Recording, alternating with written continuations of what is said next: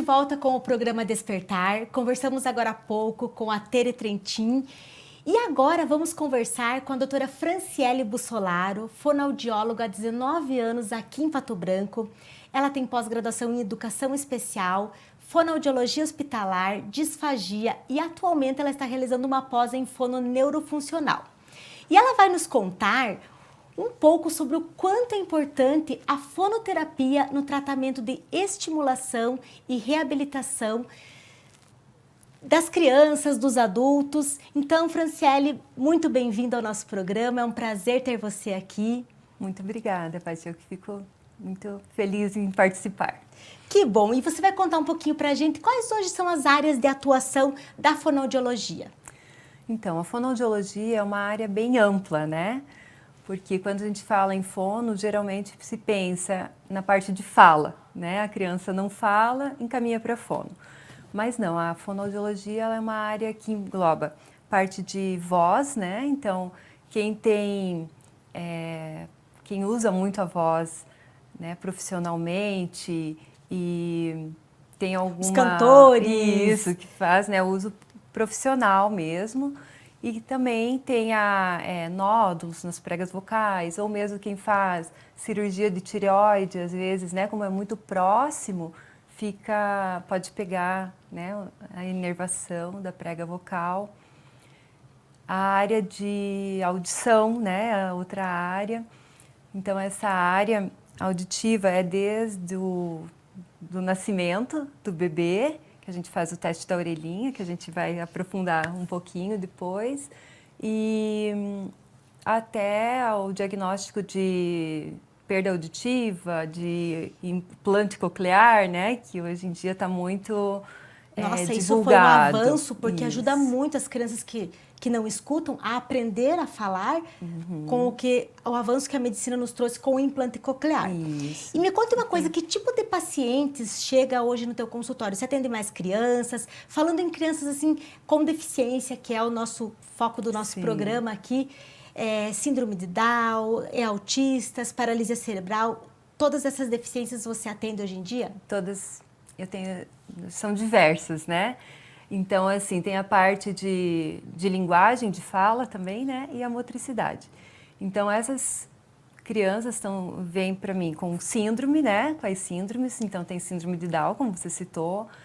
Eu tenho crianças com síndrome de Rett, né? Que é uma síndrome bem... Já uma síndrome um pouco mais desconhecida. Isso. Nós poderíamos falar um dia sobre isso. É uma síndrome mais rara, mas chegou e está tendo ótima evolução. Nossa, isso é muito bom. Muito bom. Crianças com autismo, e eu também atendo pacientes adultos, né? Então, assim, tem pacientes que são pós-acidentes, né? Porque nós temos que deixar claro que um paciente PCD, pessoal, não precisa necessariamente ser uma criança. Pode ser um adulto que sofreu um AVC, pode ser um adulto que sofreu um acidente, teve uma lesão cerebral e se torna um paciente com deficiência. Isso. Se torna um paciente PCD, que a gente chama. Então, vai precisar o quê? Uma reabilitação. Isso.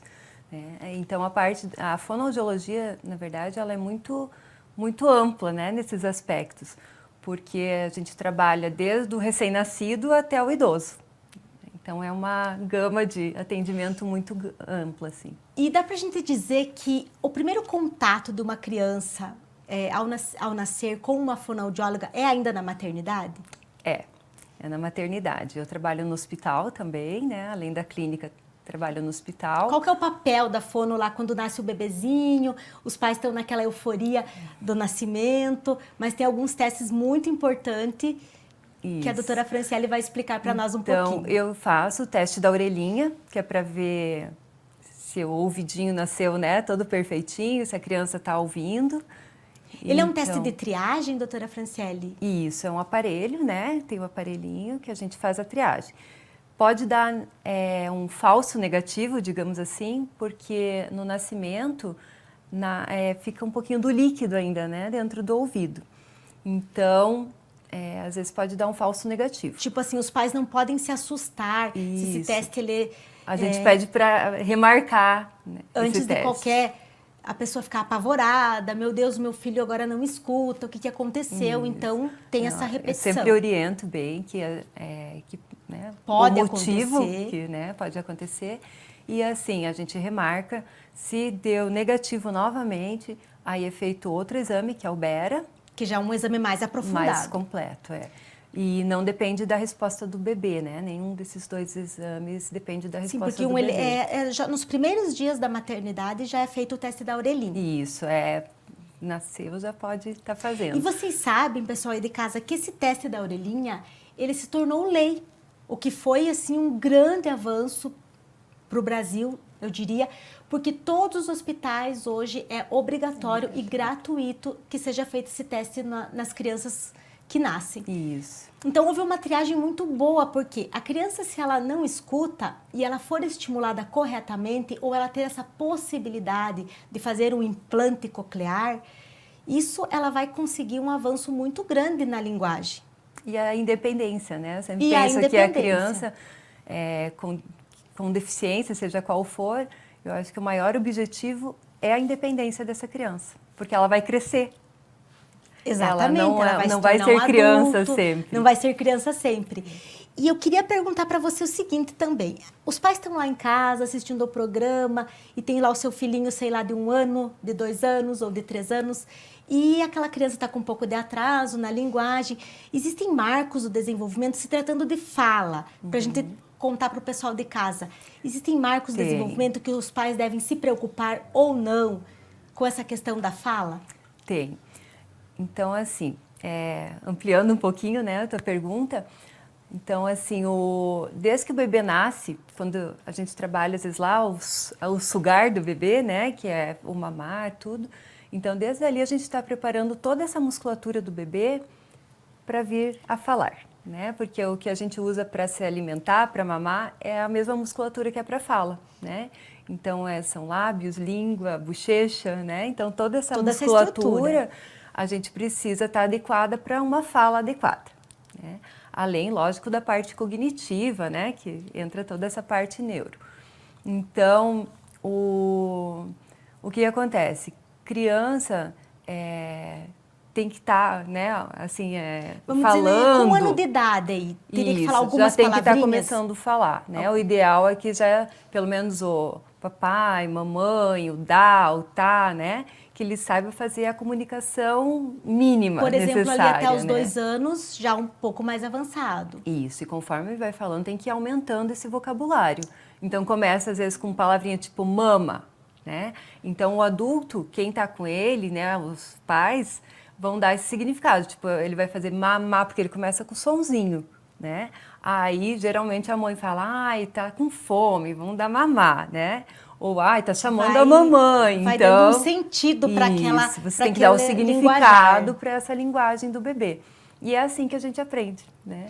Então, você, mamãe, papai que está em casa, às vezes não fique na dúvida. Se o seu filho, você está achando que ele está com atrasos na linguagem, que ele está falando menos do que você acharia para a idade dele, procure um especialista, procure uma fonoaudióloga que ela vai te orientar, ela vai conseguir te dar um direcionamento, se você tem que levar num neuropediatra, se você tem que levar, né, para frente. Porque assim, na verdade, a gente trabalha numa equipe, né? É uma equipe sempre relacionada a crianças, principalmente PCD, é uma equipe multidisciplinar trabalhando junto para um melhor desenvolvimento dessa criança. Com certeza, porque precisa de psicóloga, precisa de físio, geralmente, né? TO, a fono, neuropediatra, que é super importante, né? Porque ali ele vai conduzir para todos. Então, pode vir diretamente para a fono, como pode ir para neuropediatra e ele está encaminhando também. Então, pessoal, o nosso papo aqui com a doutora Franciele está muito legal. Teria muito assunto para a gente conversar. Foi um grande prazer receber você aqui hoje. A gente já deixa o convite para o próximo programa a gente conversar tanto sobre a disfagia, sobre autismo, sobre a linguagem. Sim. Tem tanta coisa que uma fonoaudióloga hoje atua no desenvolvimento de uma criança. É sempre bom poder trazer essa informação para o pessoal de casa. O nosso encontro está ficando por aqui. Foi um grande prazer ter tanto a doutora Franciele como a Tere Trentin lá no primeiro bloco. E o nosso encontro será neste horário e em outros horários alternativos também. Sigam a gente nas redes sociais, nosso programa Despertar, assim como a Rede Humaitá, o portal da TV, para ficar por dentro da nossa programação. Será um prazer ter vocês aqui com a gente. E até a próxima!